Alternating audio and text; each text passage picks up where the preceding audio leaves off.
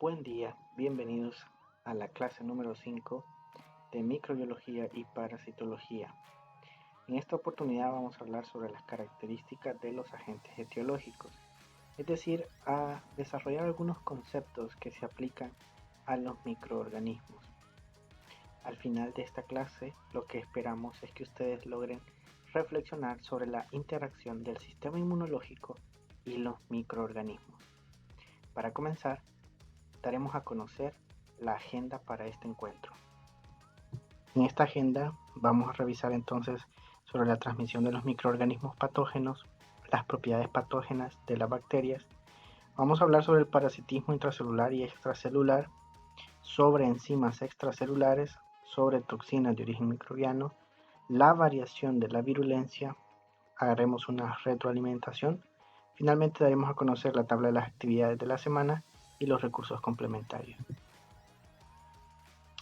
A pesar de que el sistema inmune permite controlar las enfermedades transmisibles en la mayoría de las personas, estas pueden continuar siendo susceptibles a diversos microorganismos patógenos. De esta manera, para que se pueda mantener la condición de salud, las defensas del organismo deben ser capaces de controlar los mecanismos de patogenicidad de los microorganismos. Entonces, estamos hablando sobre una lucha que existe entre los microorganismos al querernos causar, entre comillas, enfermedad, y nuestro sistema inmune en resistirse a esos mecanismos por los cuales los microorganismos nos causan daños, nos causan lesión, que pues conlleva el deterioro de la salud, llevando por ende a una enfermedad infecciosa. Entonces aquí hay un tira y encoge entre el sistema inmunológico y los mecanismos de las bacterias. Entonces poco a poco vamos a ir hablando sobre estos términos. Por ejemplo, patógeno se refiere a que nos causa enfermedad, a que nos causa patología. Entonces cuando decimos microorganismos patógenos, entonces nos referimos a esos microorganismos llamados bacterias, hongos, parásitos, virus que nos pueden entonces causar una enfermedad. Y cuando nosotros hablamos de susceptibilidad, estamos hablando sobre esos elementos propios de nuestro cuerpo que podrían ser las puertas de entrada o los puntos débiles por los cuales entonces podrían invadir los microorganismos y causarnos un deterioro a la salud. La probabilidad de que la infección, ya, es decir, la presencia de una infección se refiere a la presencia del microorganismo, no indica directamente la enfermedad. Infección es la presencia del microorganismo, ya la enfermedad es cuando hay signos y síntomas a consecuencia de la infección, ¿ya? La probabilidad de la infección por un patógeno da origen a una enfermedad, que dé origen a una enfermedad, depende de ciertos factores.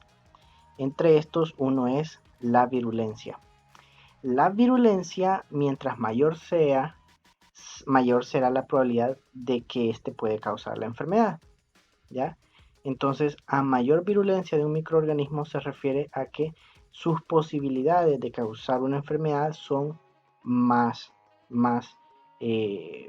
exactas, ¿ya?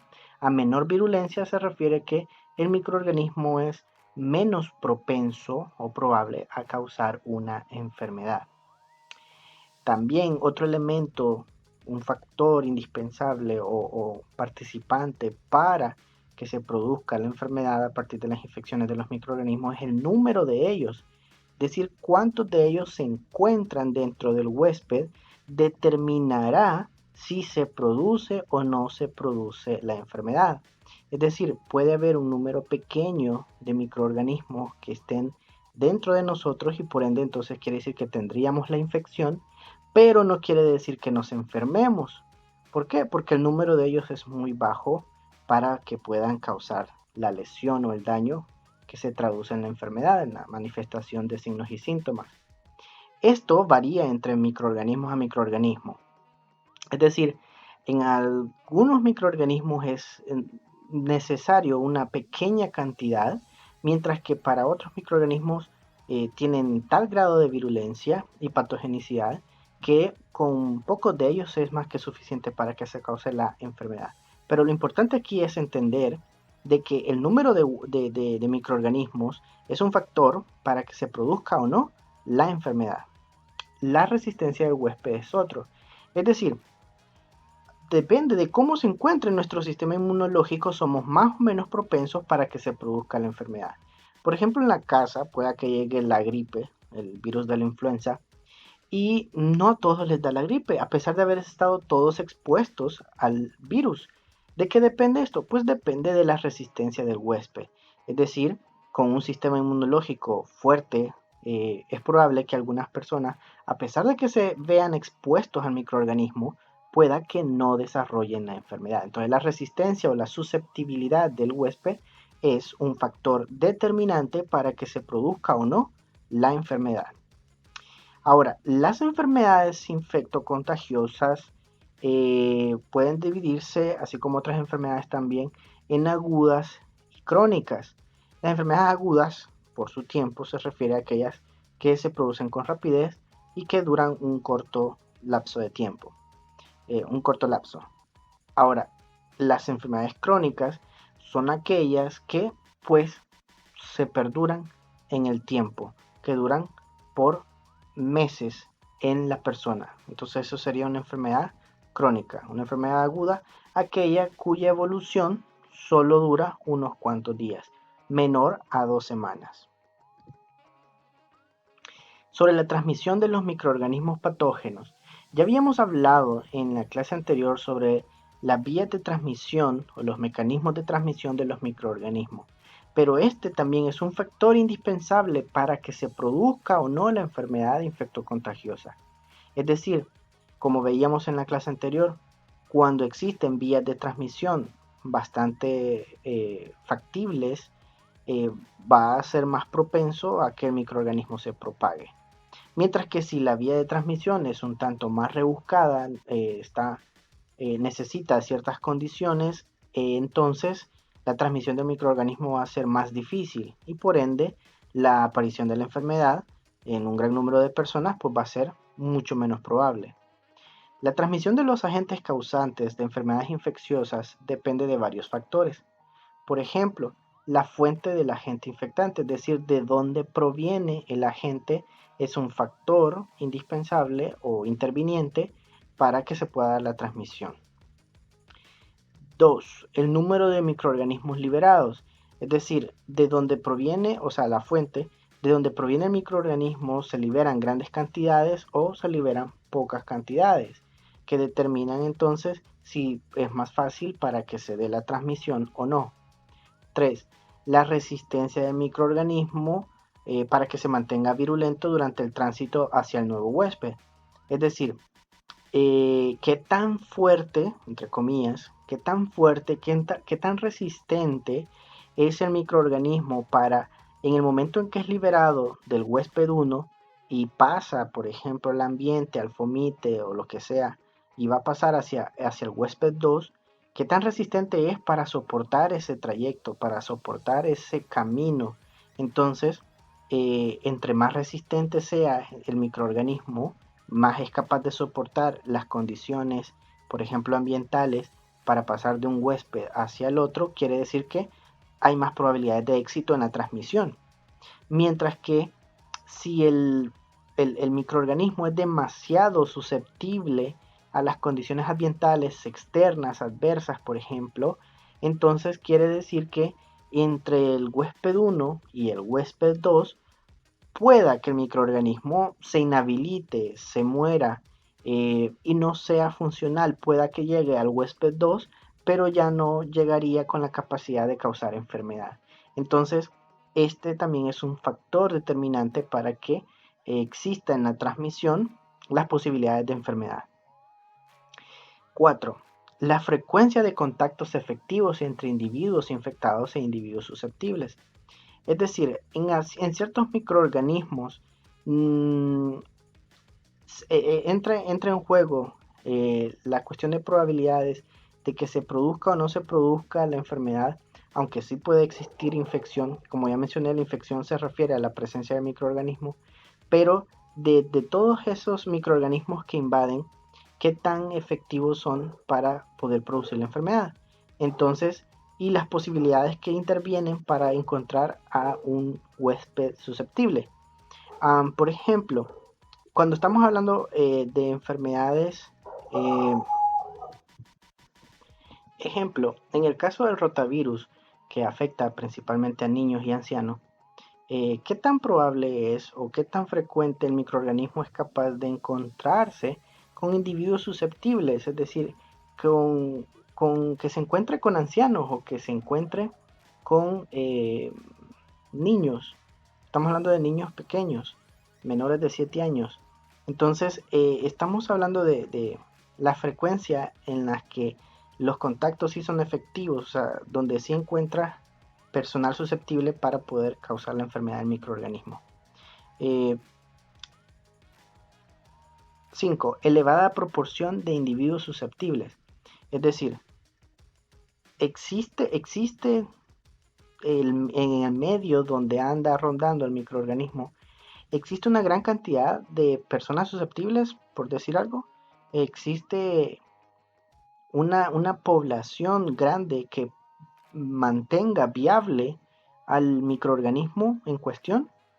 Entonces, ese también es un factor interviniente para que se produzca la enfermedad infectocontagiosa. Que exista un grupo objetivo lo suficientemente grande, ¿ya? Que permita entonces que el microorganismo se mantenga vigente causando la enfermedad. La transmisión de microorganismos patógenos desde el reservorio de la infección hasta un huésped susceptible puede producirse a través de diferentes vías. Entonces, cada microorganismo tiene sus vías de transmisión. Algunos tienen pocas vías, otros tienen un poco más de vías. Entonces, en definitiva, poco a poco, conforme vayamos viendo los microorganismos ya de manera específica, vamos a ir mencionando específicamente cuáles son sus vías de transmisión. Pero en términos bastante simples podemos manejar, por ejemplo, vías de transmisión aérea, vías de transmisión fecal-oral, por contacto directo, hay contacto indirecto. Entonces, por ejemplo, cuando mencionamos vía de transmisión, por ejemplo, fecal-oral, estamos hablando que implica que puede haber agua, puede haber alimentos contaminados, contactos cercanos, por ejemplo, prácticas sexuales o sexocoitales. Cuando hablamos, por ejemplo, por vía parenteral, estamos hablando, por ejemplo, por a través de agujas ya contaminadas que se insertan o se comparten. Vía transplacentaria, que quiere decir que la madre lo transmite al feto. Y ahí poco a poco vamos a ir, conforme vamos hablando que cada uno de los microorganismos, vamos a ir mencionando su propia vía de transmisión. Y un microorganismo puede tener varias vías de transmisión, es decir, la forma en la que pueda llegar a, de un huésped a otro, porque al final eso es lo que le interesa a un microorganismo para poder sobrevivir, poder pasar de un huésped hacia el siguiente huésped y pues seguirse diseminando y poder entonces seguir manteniendo viable su estirpe, su genética, ¿ya? Entonces seguir reproduciéndose, pues ese es su fin.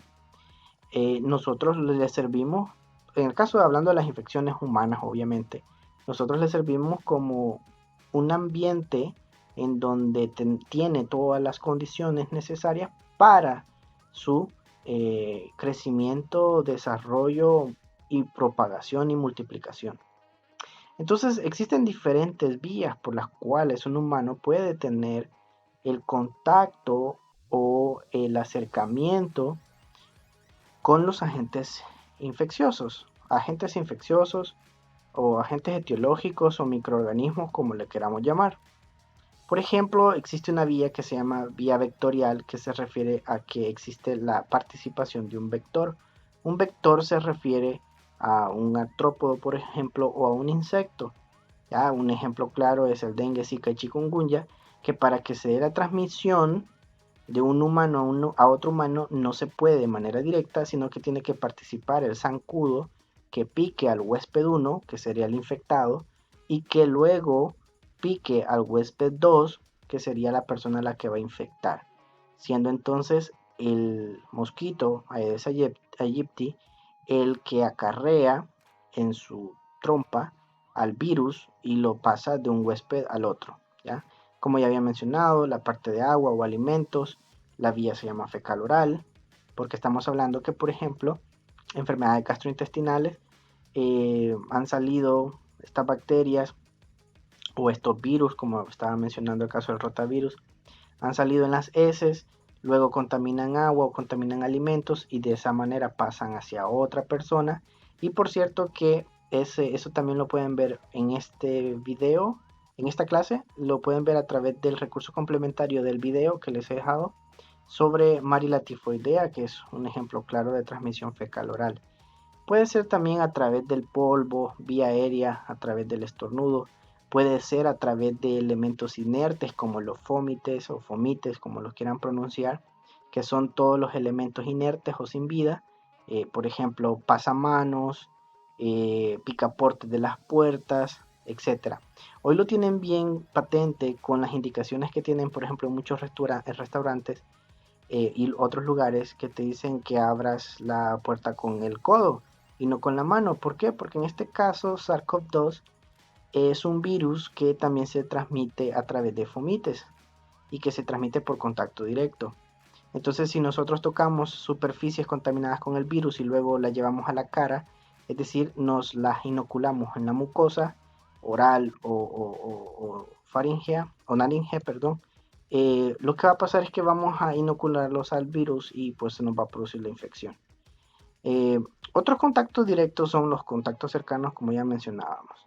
Y hay otras vías de transmisión un tanto más rebuscadas, como por ejemplo mordidas o arañazos, por ejemplo el virus de la rabia, que sí se puede transmitir a través de esa vía. Pero poco a poco vamos a ir profundizando en las vías cuando vayamos hablando sobre diferentes enfermedades infectocontagiosas y que uno de los elementos que siempre vamos a tener que mencionar en una enfermedad infectocontagiosa es pues cómo se transmite, cómo se adquiere. Un concepto que debe de quedar claro con esta clase es patogenicidad. La patogenicidad se refiere a la cualidad que tiene un microorganismo de causar pues precisamente una enfermedad, ¿ya? Patogenicidad es eso, la capacidad que tiene un microorganismo para causar enfermedad. Cuando decimos que un microorganismo es patógeno, estamos diciendo que ese microorganismo es capaz de causar una enfermedad, así de simple.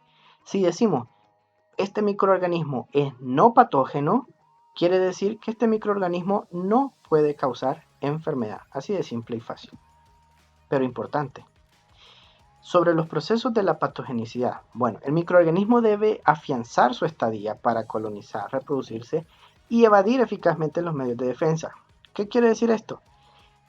Cuando hablamos sobre que un microorganismo para ser patógeno primero debe de poder colonizar, nos referimos a que primero debe de poder, digámoslo entre comillas, anclarse a nuestras células. Debe de poder sobrevivir sobre nuestra superficie de la piel, por ejemplo, debe de poder sobrevivir en nuestro intestino, debe de poder sobrevivir en nuestras vías urinarias, etc. El punto es que debe de poder colonizar, es decir, colonizar se refiere a llegar y establecerse, debe de poder tener la capacidad de llegar y establecerse, formar una colonia, formar ahí en este cuerpo, formar un espacio donde vivir. Reproducirse, los microorganismos, igual que nosotros, envejecen y se mueren.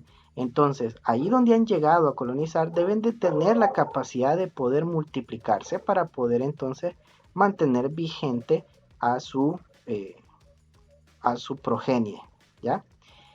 ¿Qué más?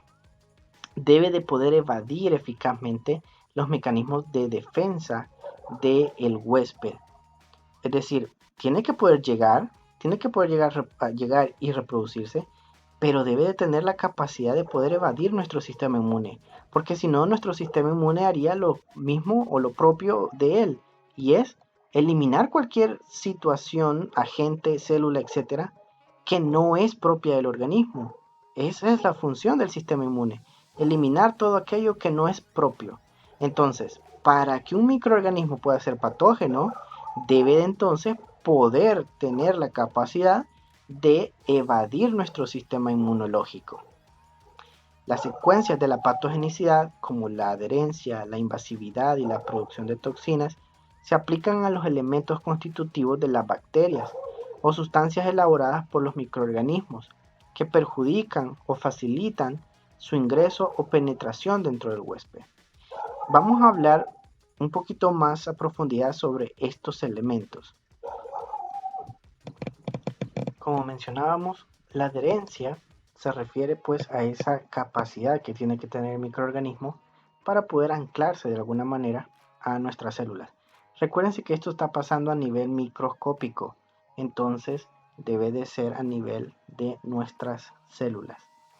Estos son procesos complejos y conforme vayamos hablando de cada uno de los agentes etiológicos causantes de diferentes enfermedades o causantes de cada una de sus enfermedades, hablaremos, porque corresponde hablarlo, sobre los mecanismos de patogenicidad.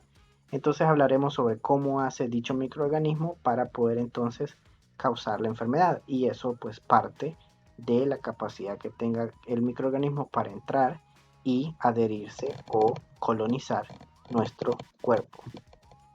Tenemos ahí en este caso el ejemplo de una bacteria entérica que pueden observar ustedes en la imagen, simbolizándose la capacidad que tiene entonces la bacteria para llegar a la luz del intestino y aterrizar, por ejemplo, sobre un enterocito, es decir, sobre una célula intestinal, y utilizando, en este caso, ciertas proteínas fimbriales que le permiten adherirse a las microvellosidades de los enterocitos. Entonces, una vez estos le servirían como ancla, estas proteínas fimbriales serían como ancla para poder aterrizar sobre la célula, si lo podemos llamar así, y a partir de ahí pues empezar a liberar ciertas toxinas que causan el problema, o por ejemplo, penetrar adentro de las células, por ejemplo, en el caso de los virus y algunas células,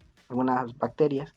Entonces, el mecanismo después es distinto en cada microorganismo, pero lo interesante aquí es lo que estamos hablando, la capacidad que debe de tener el microorganismo para adherirse a nuestras células y entonces poder hacer una colonización. O sea, lo primero es poder llegar a una de nuestras células, pegarse, que esto tiene que ser obviamente a través de ciertas proteínas expuestas en la superficie de la membrana, por ejemplo, que deben de poder coincidir con las de la célula en cuestión para que entonces el microorganismo pueda anclarse, adherirse y luego multiplicarse y empezar entonces a causar sea un daño mecánico, sea un daño químico, un daño funcional, etcétera, etcétera, etcétera. Empieza a aparecer signos y síntomas y se causa la enfermedad.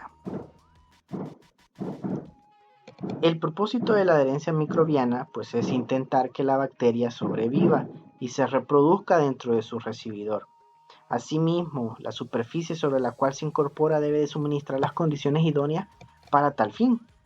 Las moléculas que se hallan en la superficie bacteriana encargadas del procedimiento de la adherencia son las llamadas adhesinas, es decir, proteínas, moléculas que le permiten a la bacteria, en este caso tomando el ejemplo de la bacteria, pero esto aplica también para el caso de los parásitos.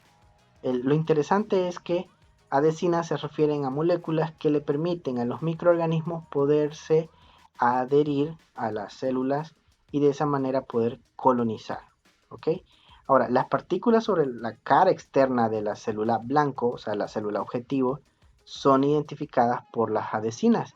Entonces, estas moléculas, adhesinas, estas moléculas que interactúan con las moléculas de la superficie de la célula blanco se llaman receptores. Las moléculas que están en la superficie de la célula receptora, de la célula blanco, se llaman receptores, es decir, son los que reciben a las adhesinas, como si fuera una especie de una llave y un candado. El receptor sería el candado, ¿ya?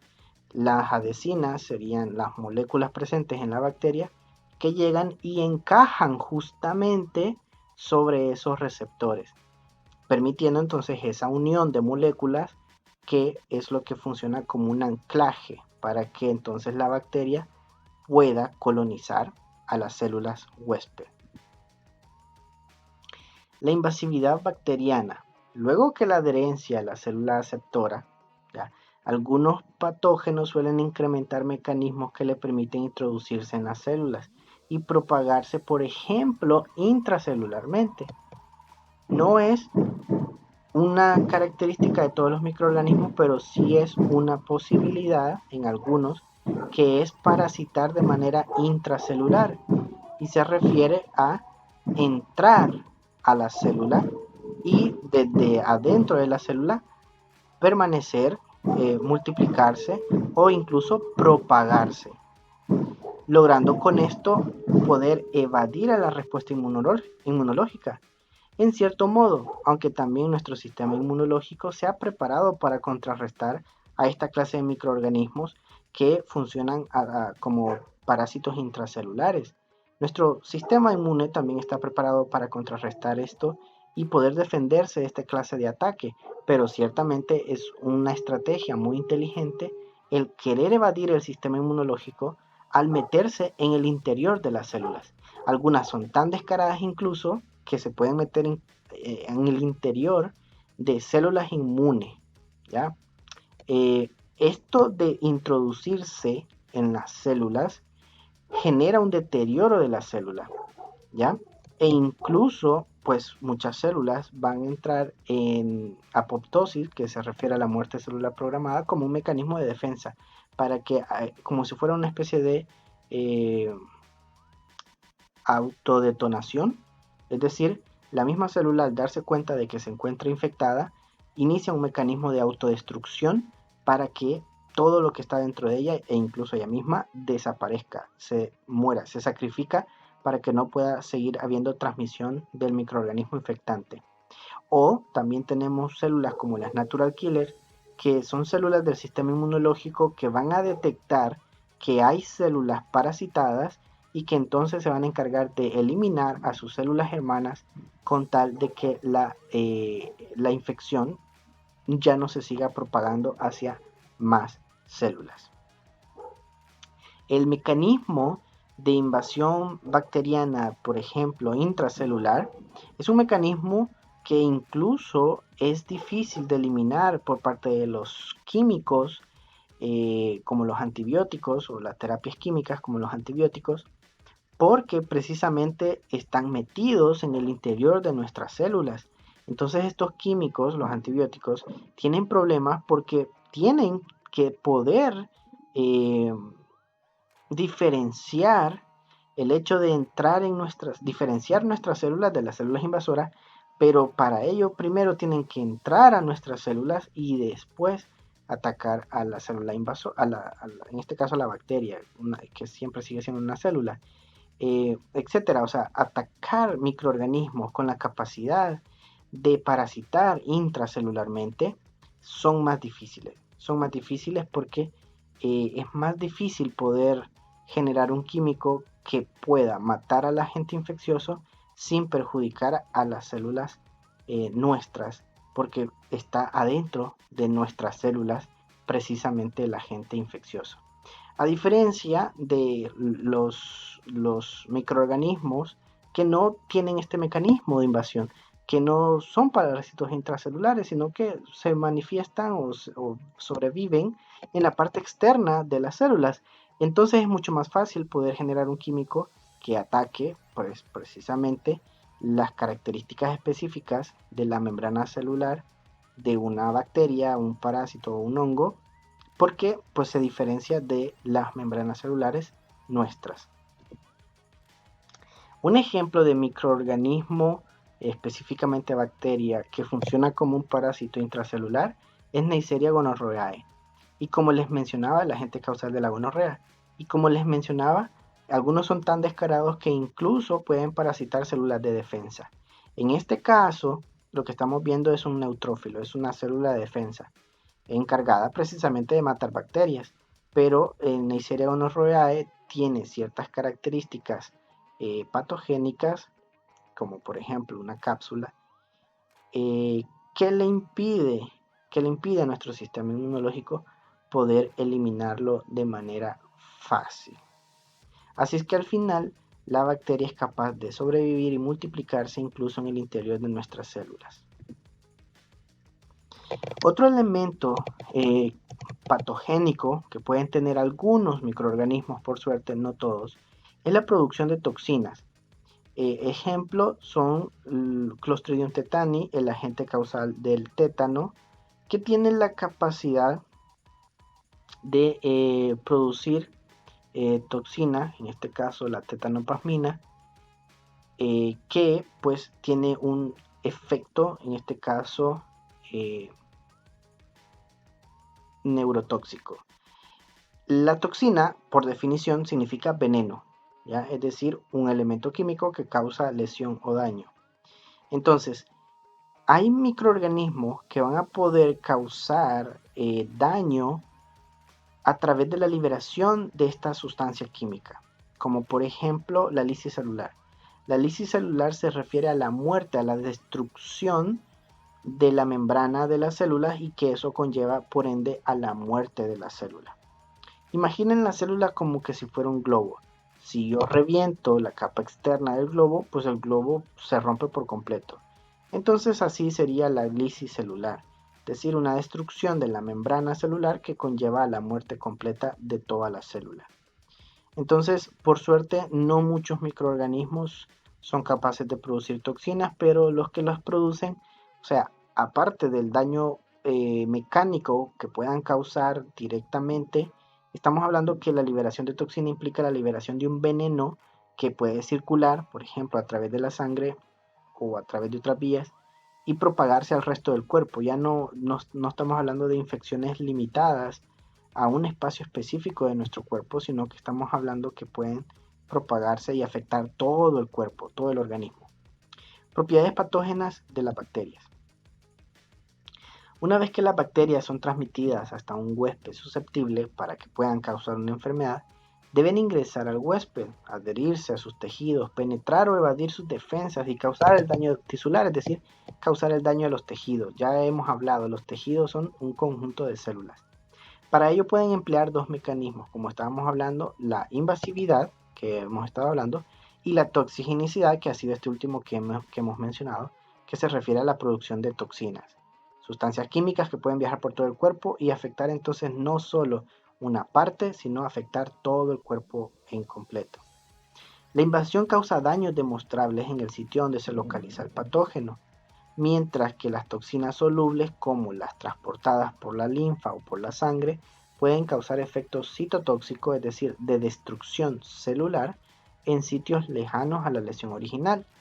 Esa es la gran diferencia entre, por ejemplo, no tener la capacidad de producir toxina y la capacidad de producir toxina. El que produce toxina puede afectar todo el cuerpo de manera generalizada. El que no produce toxina, la infección obviamente al principio se va a mantener local, poco a poco se va a ir expandiendo, pero va a ser conforme avance el tiempo que la infección se va a ir expandiendo hacia órganos o tejidos subyacentes. Algunas de las bacterias deben su patogenicidad a uno solo de estos dos mecanismos, pero van a existir otros microorganismos que por el contrario van a poder mantener las dos capacidades patogénicas, es decir, van a poder tener tanto invasividad como toxinicidad, es decir, son microorganismos más agresivos.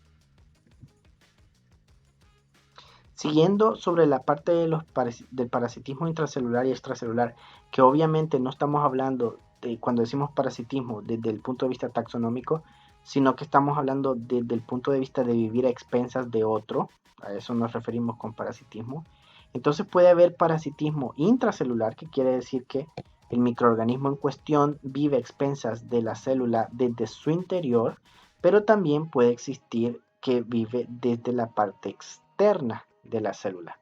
Los parásitos extracelulares son aquellos que son destruidos rápidamente luego de ser fagocitados, es decir, de ser embebidos, absorbidos, comidos por células de defensas, que se llaman células fagocíticas, es decir, células que se comen a las bacterias, por ejemplo, para destruirlas, obviamente. Por lo tanto, ellos dañan los tejidos el tiempo que permanecen fuera. O sea, el tiempo que se tarda nuestro sistema inmune en podérselos comer y destruir, el daño de los parásitos extracelulares es ese. Mientras estén fuera, es donde están causando daños. El daño desaparece cuando vienen ya nuestras células de defensa, se dan cuenta de esta invasión y se los empiezan a comer y por ende los destruyen. Estos entonces producen infecciones agudas. Como ya habíamos hablado al principio, las enfermedades infectocontagiosas pueden clasificarse en agudas si su periodo de duración es corto, apenas unos días, que puede llegar hasta 2 semanas, y pues crónica si estamos hablando que la infección dura por meses o incluso hasta años, como algunos microorganismos que pueden causar infecciones crónicas porque entran a un estado de latencia, es decir, un estado como estar dormidito adentro de nuestro cuerpo, adentro de nuestras células, y dentro de años, incluso décadas después, reactivarse, despertarse y continuar una infección crónica. Los parásitos intracelulares se pueden multiplicar dentro de las células fagocíticas y dan origen generalmente a enfermedades crónicas. Un ejemplo es tuberculosis, que nuestro sistema inmunológico no es capaz de eliminarlo, pero sí es capaz de retenerlo, por ejemplo, en estilo encapsulado. Ahora entonces, ¿qué pasa?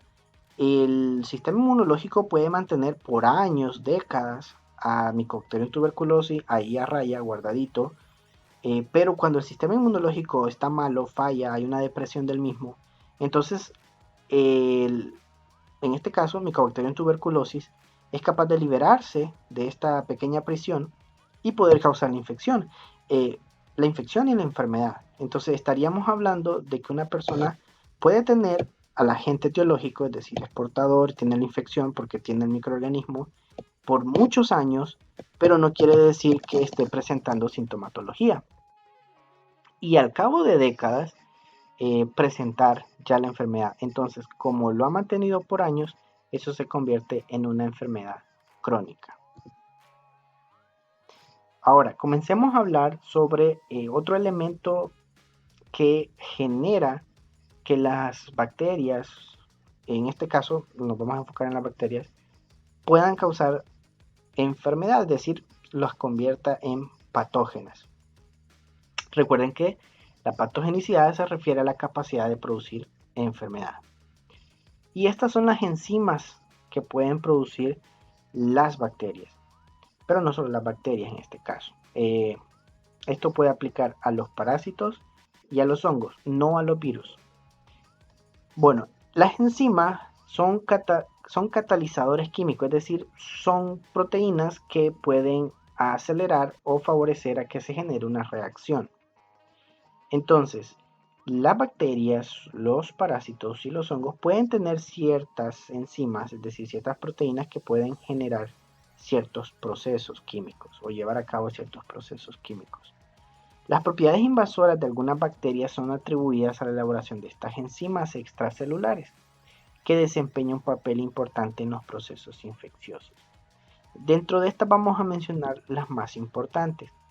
Por ejemplo, la enzima hialuronidasa. El sufijo asa hace precisamente alusión a eso. Cuando se dice asa, se refiere a que es una enzima. No puedo escribir. Se refiere a que es una enzima, ¿ya? Eso significa asa. Entonces, la hialuronidasa, pues es una enzima que es capaz de despolimerizar el ácido hialurónico. El ácido hialurónico es una proteína fundamental, de la sustancia fundamental en el tejido conjuntivo. En esencia, supongamos que la hialuronidasa es el ácido hialurónico es uno de los elementos constituyentes en la unión de tejidos. Supongamos que si las células son ladrillos o bloques, el ácido hialurónico sería como el cemento, ¿ok? Entonces, el punto es que las bacterias, entonces, al tener la hialuronidasa, es decir, la enzima capaz de desdoblar, de romper, de cortar el ácido hialurónico, entonces quiere decir que es capaz de causar daño en el tejido, daño estructural en el tejido, ¿ya? Es como que ustedes tengan una enzima, o sea, una proteína, imaginen en este caso, por ejemplo, como que si tuvieran un líquido que es capaz de que ustedes se los rocían a la pared y que es capaz de hacer que desaparezca el cemento de la pared. Entonces, quiere decir que van a perder estructura, van a perder solidifiquez y por ende también función en el tejido. ¿Ok? Por suerte también no es que todas estas enzimas que vamos a mencionar, no es que todas las bacterias las poseen, solo algunas. Conforme vayamos hablando, vuelvo a repetir, de cada una de las enfermedades, vamos a ir mencionando las características propias. Cuando estemos hablando de una X enfermedad, vamos a hablar sobre sus vías de transmisión, agentes etiológicos, vamos a hablar sobre la patogenicidad o la fisiopatología, etcétera. Entonces ahí seguirían mencionando si tiene esto o no tiene esto.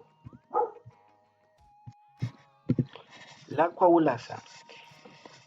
Esta quizás es una de las más fáciles de recordar. La coagulasa es una enzima que tiene el sufijo asa, que lo que permite es llevar a cabo el proceso de coagulación.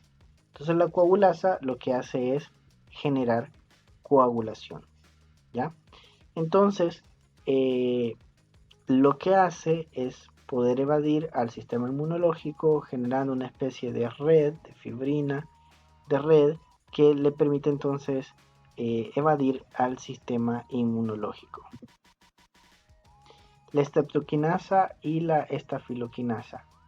Estas lo que hacen a su vez es que catalizan la lisis de la fibrina, ¿ya? Esta haría básicamente lo contrario. Esta lo que haría es poder evitar de que nuestro sistema inmunológico pueda atraparlas. Entonces le permitiría entonces evadir a nuestro sistema inmunológico. La colagenasa, muy parecida a la hialuronidasa, esta lo que hace es poder degradar, cortar, romper el colágeno.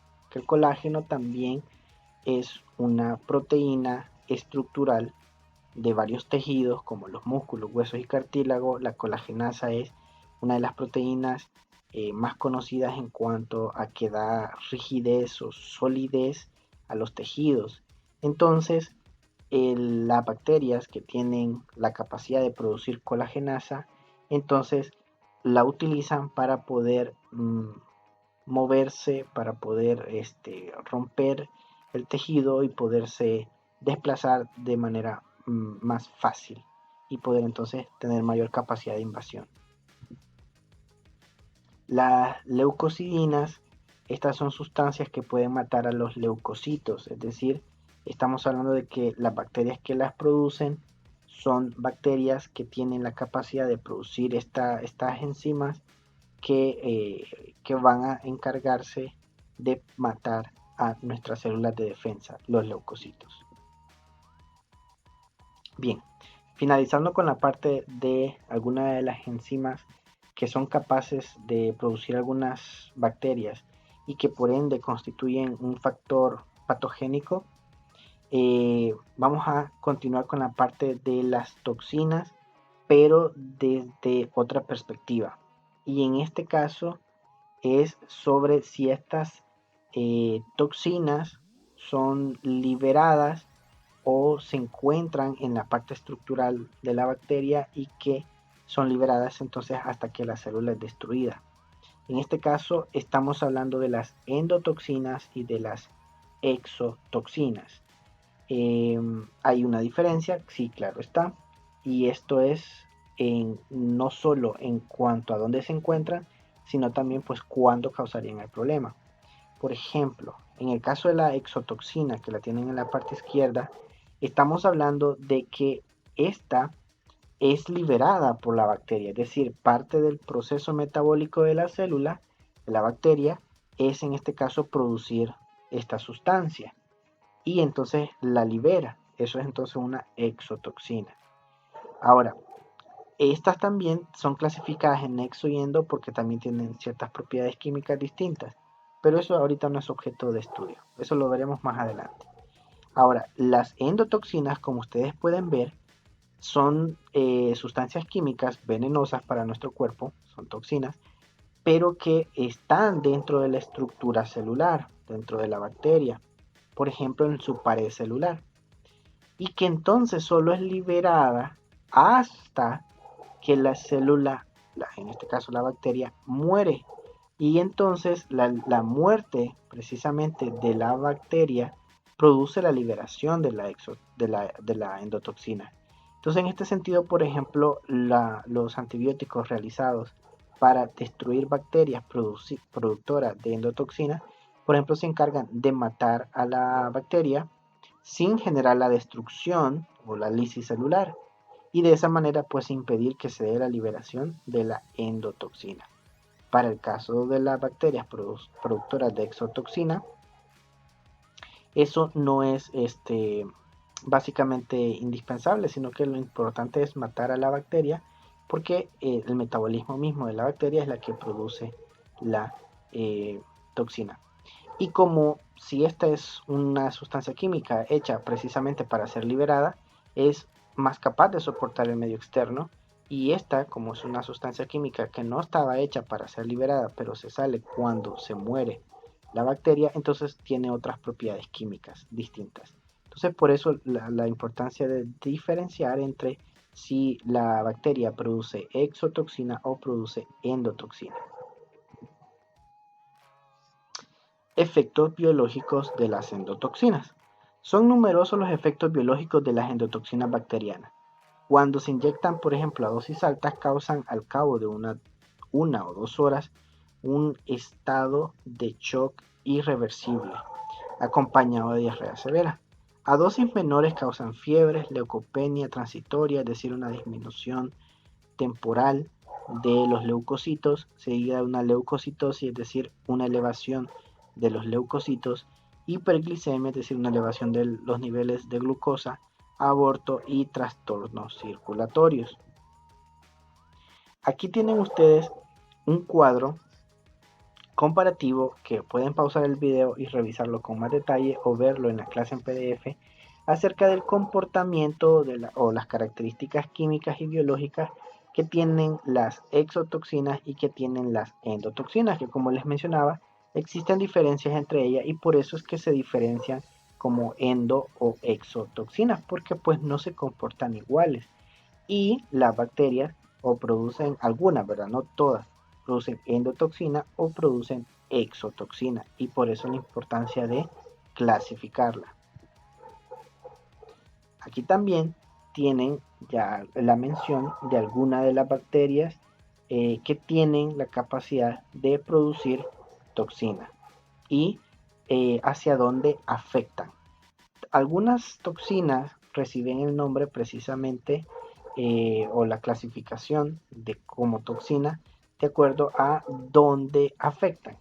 Por ejemplo, si afectan al sistema nervioso, se llaman neurotoxinas. Si afectan a los enterocitos, a las células entéricas, son las células que forman el intestino, entonces se llaman enterotoxinas. Variación de la virulencia, es decir, ¿qué es lo que diferencia en cuanto a que se tenga mayor o menor capacidad de causar la enfermedad, que es la virulencia? Bueno, esto tiene que ver con variaciones genotípicas y variaciones fenotípicas. Las variaciones genotípicas, en resumen, se refieren a aquellas variaciones de los genes, es decir, hay un cambio genético, ¿ya? Esto más que todo, por ejemplo, se da en la situación de los virus, que son los que tienen mayor capacidad de mutación. Ahora, en el caso de las variaciones fenotípicas, estamos hablando de que existe no una variación a nivel genético, sino que por las situaciones ambientales, los aspectos externos al microorganismo, permiten la activación o la no activación de ciertos genes y eso entonces determina que, por ejemplo, En el caso de Corynebacterium diphtheriae, el agente causal de la difteria, por ejemplo, según las condiciones ambientales, se activan los genes que codifican para la producción de la toxina diftérica o no. Entonces, ahí vemos que en este caso se determina de que la bacteria cause mayor o menor enfermedad de acuerdo a que se produzca o no se produzca la toxina, y esto depende del ambiente. Si el ambiente le genera las condiciones, los nutrientes que necesita para producir la toxina, entonces la bacteria produciría la toxina, haciéndola entonces más capaz de causar la enfermedad. Entonces, pero si no están las condiciones ambientales necesarias, por ejemplo los nutrientes que necesita para producir la toxina, entonces la bacteria no produciría la toxina y por ende no sería tan patógena, no tendría tanta capacidad de producir la enfermedad y por ende no se consideraría tan virulenta. Entonces, ¿varía la virulencia? Sí. ¿De qué varía la virulencia? Bueno, uno es aspectos genéticos, que existan mutaciones que les permitan a la bacteria volverse más fuerte, digámoslo así, o más débil. Y existen variaciones fenotípicas, es decir, los genes no cambian, pero sí se activan o se desactivan de acuerdo a las condiciones ambientales. Una retroalimentación. Patogenicidad se refiere a la capacidad de producir enfermedad o patología, y la virulencia se refiere al grado de patogenicidad. ¿Ya? Para esta semana, la actividad consiste en hacer un resumen sobre las enfermedades infecciosas. Esto será desarrollándolo en su cuaderno o en hojas de papel bond, como gusten. Van a consultar los enlaces que se encuentran acá. Pueden hacer clic en el documento en PDF para que los pueda direccionar a estos 4 enlaces y van a hacer de estos un resumen en su cuaderno. Le tomarán fotografías y serán las fotografías lo que enviarán como evidencia de su trabajo para el apartado de la actividad evaluativa de la semana 5. Entonces pueden hacerlo en el cuaderno o pueden hacerlo en páginas de papel bond. Lo importante es que sea escrito, no digitado, porque obviamente son páginas web las que les estoy facilitando. Por lo que si lo permito en digital, muchos se valdrán solo de copiar y pegar sin hacer una lectura.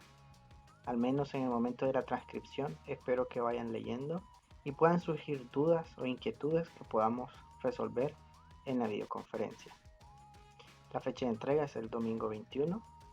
Revisen la rúbrica anexa al apartado de la actividad evaluativa de la semana 5 y esta corresponderá al 15% del laboratorio 2 del cómputo 1, con el cual estaríamos terminando el segundo laboratorio, del primer cómputo, para después entrar ya a el laboratorio 1 del cómputo 2. Para esta semana, estos 4 enlaces que vamos a trabajar serán los que también funcionarán como recursos complementarios.